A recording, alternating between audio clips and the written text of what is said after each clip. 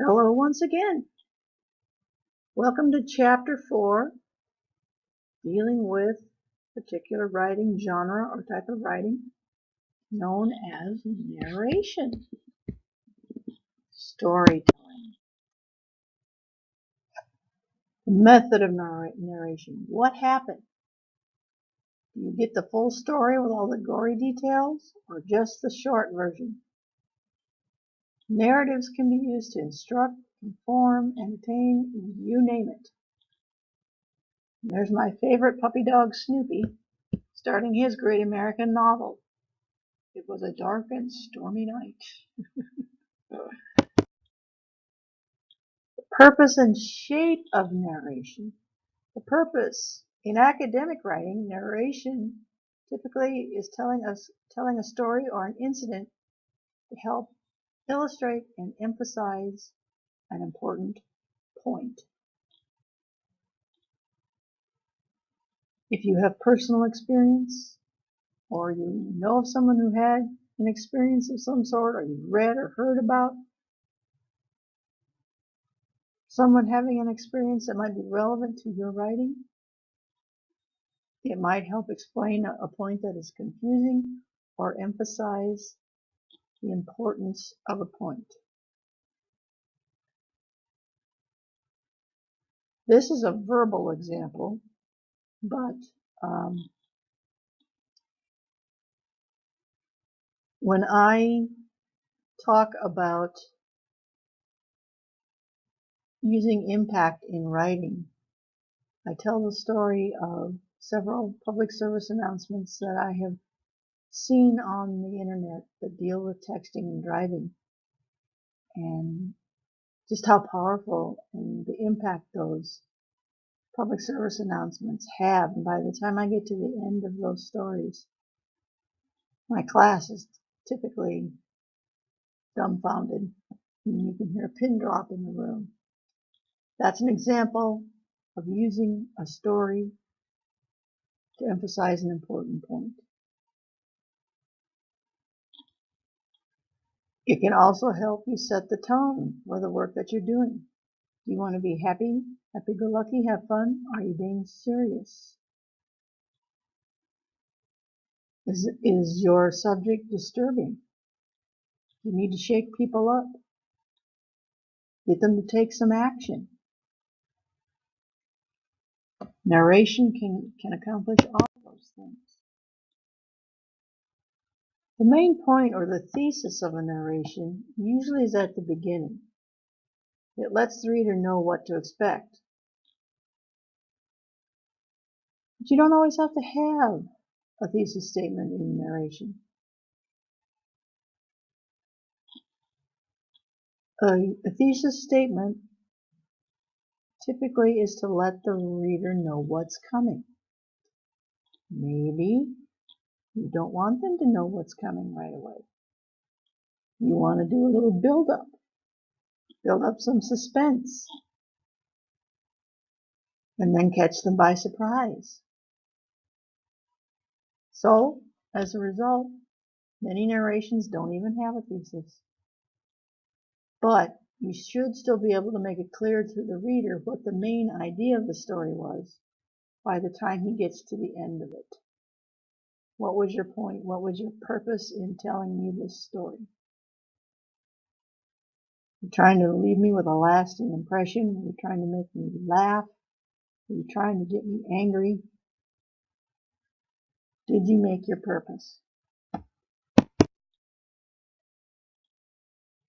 The narrator in the story. Because stories typically have a storyteller, right? The narrator's role in the story determines the point of view or how the reader will see the story. And there are different points of view you can use to tell different types of stories.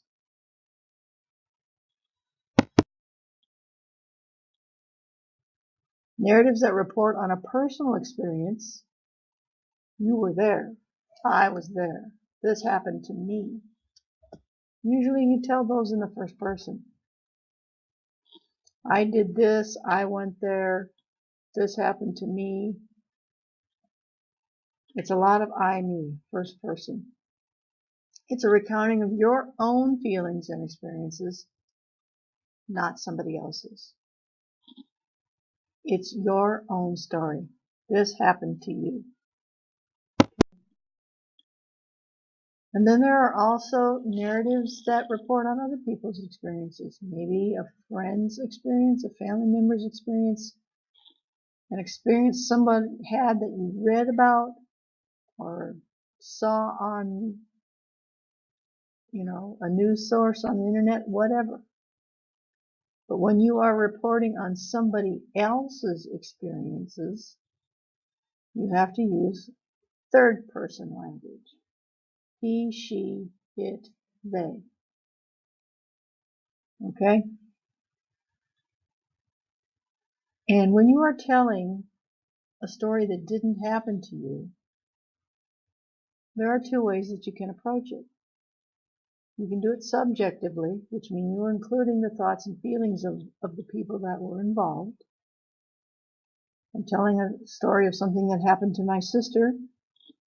Maybe I want to include how she reacted to it, what she thought, how she felt. Or you can tell a story objectively. Just tell what happened.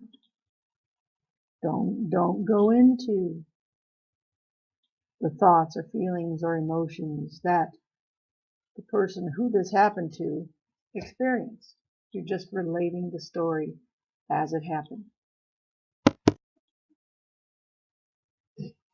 When you're narrating, telling a story, what do you need to emphasize? Well, obviously you need to tell people what happened, who was involved, one person, two people, three people, a crowd, you, somebody you know, somebody you don't know. When did it happen? Yesterday, last year? Where did it happen?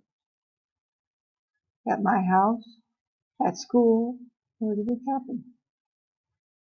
Why did it happen? What were the events that caused this story to occur? And how did it happen? What transpired as a result of the events that led up to the story you're telling? What was the result? Okay, a couple different ways you can approach a narration as well. You can set the scene. Be as vivid and detailed as if you were right there. Think of your narration as a film that your reader can watch in his or her mind. Don't just mention people, portray them. Give your reader a little more insight into what the person or persons involved in the story are like.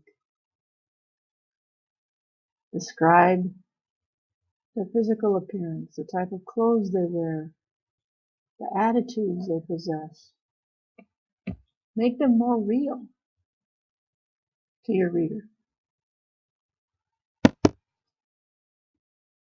Summary, this is just relating the events concisely. Instead of using a lot of detail, you just note the essentials of what happened. We do this all the time. Hey, what did you do Saturday? Went out to breakfast, did some shopping, caught a movie. Well, that's a pretty broad brush. But most of the time, maybe that's all your friends need to know or want to know. Maybe they really don't care where you went to breakfast, what time it was, what you had to eat, or where you went shopping, what stores you went to, what you bought, or what movie did you see, and did you like it or did you not? You just want the highlights of your day. Summary.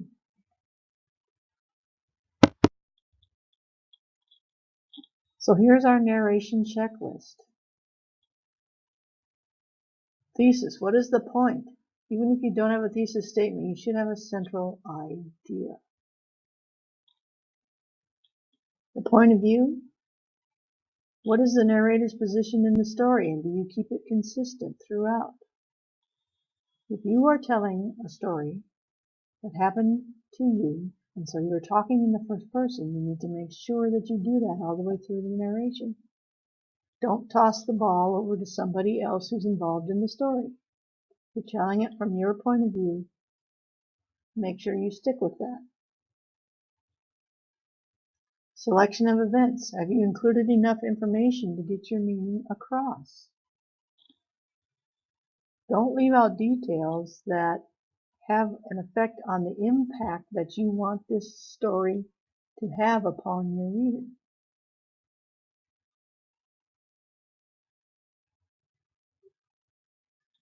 I have a story that I tell a lot about a gentleman that I helped save from killing himself by drowning. I'm not going to go through that whole story now. But needless to say, it is a very compelling, dramatic, and rewarding story. The final detail to that story was that the reason this man attempted to commit suicide was because he was a psychiatric patient. He was on medication. His doctor changed his medication, and he was not being monitored while going through this change of medication.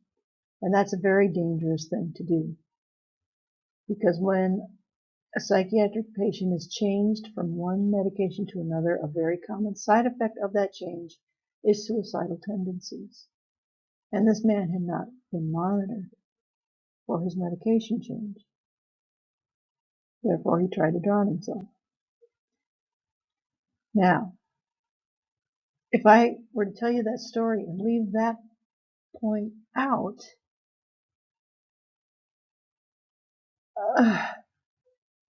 doesn't that point just make the whole thing that much more important?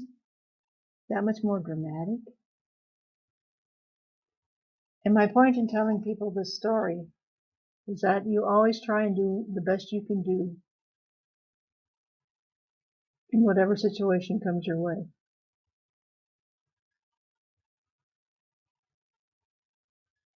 And the fact that what that last point about the medication illustrates is this man didn't really want to die. He really didn't want to die. I saw him in the hospital the next day. He really didn't want to die. It was simply because of the medication change. If I leave that fact out, the whole story loses half of its impact as far as I'm concerned. So, moving on anyway, organization. Are you telling the story chronologically? First this, then that? That's typically how narrations go, step by step. Or do you have a compelling reason not to tell the story that way? Maybe you do. Maybe you want to start with the end result and give the backstory. That happens a lot in the movies, you know. The murder victim is telling the backstory. Transitions. Have you clarified the order of events and how long each one lasted? This happened first, and then we moved over here. Took about an hour, if time is an important element. Dialogue. Is quoting appropriate for your story? If somebody said something that's really funny, or maybe really profound, you want to include that direct quote. The use of verbs. Do you use really strong active verbs to get from one event to the next? When I tell my story, and I get to the point where the first responders from the park that we were at come running down the hill, I don't just say they ran down the hill. I say they flew down the hill at full force and did not even break stride when they got to the edge of the water.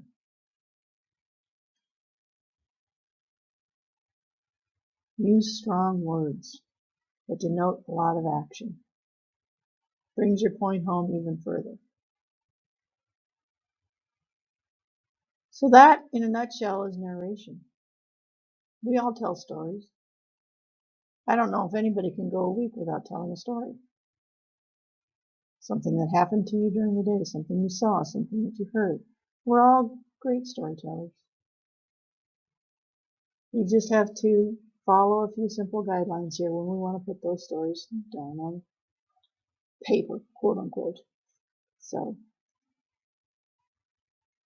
thank you for your time, and we will see you again in the next chapter.